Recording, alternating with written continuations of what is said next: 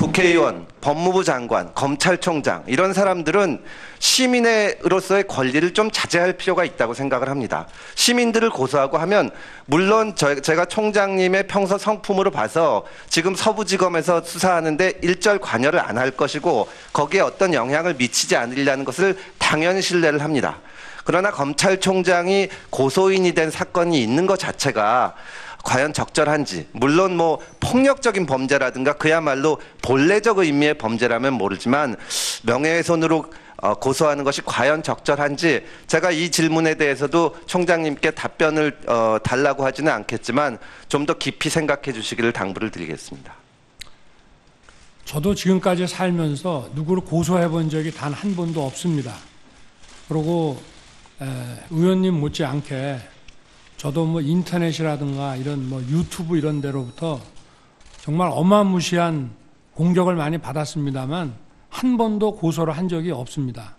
그러나 이 보도는 우리나라를 대표하는 언론 중에 하나가 제가 판단하기로는 언론으로서 늘상 해야 되는 이런 확인 없이 이 기사를 일면에 게재를 했기 때문에 이거는 저 개인의 문제가 아니라 이 검찰이 하는 기관에 대한 문제일 수 있고, 더구나 이 고소가 부적절하다는 지적을 하시는 거는 좋지만 그러면 그 언론도 거기에 상응해서 사과를 한다든지, 근데 계속 후속 보도를 지금 했습니다.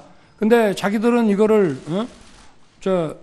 뭐 무슨 조사를 안 했다는 식으로 얘기를 하지만 그 보도는 검찰총장이 윤중천한테 별장에서 접대받았다는 내용을 계속 그 독자들에게 인식시키는 그런 내용입니다.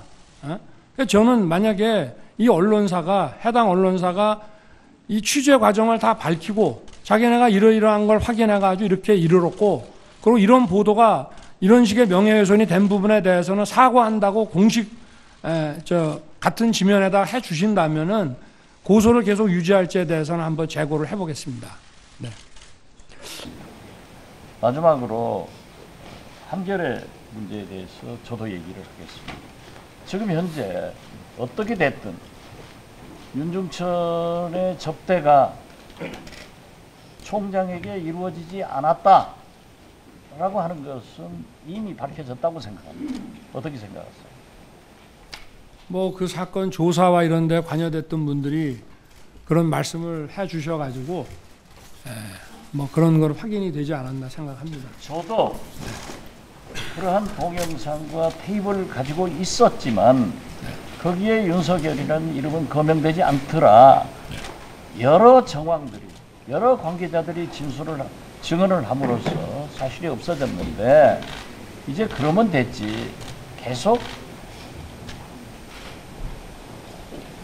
고발을 유지할 필요가 있을까, 고소를 유지할 필요 있을까 하는 것은 총장으로서도 한번 단도직입적으로 딱 한번 부러지게 얘기해 보세요. 아니, 제가 아까 금태섭 의원님 질문에 대해서 제가 말씀을 다 드렸는데요. 저는 고소라는 걸 해본 적 없습니다.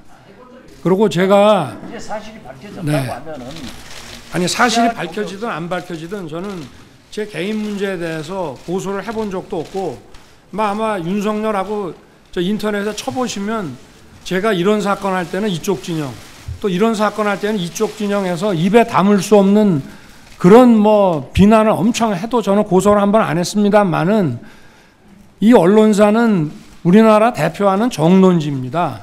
그러니까 사과를 저는 받아야 되겠습니다. 그렇다면은 왜 이런 보도를 하게 됐는지 그 같은 지면에 공식 사과를 한다면은 이게 뭐 아니면 말고식으로 검찰총장이라는 사람에 대해서 이런 식으로 보도를 해놓고 야 확인됐으니까 고소 취소하라 이런 말씀은 이거는 저는 좀 제가 듣기에도 좀 그렇게 받아들이기 좀 어렵다고 저는 생각합니다.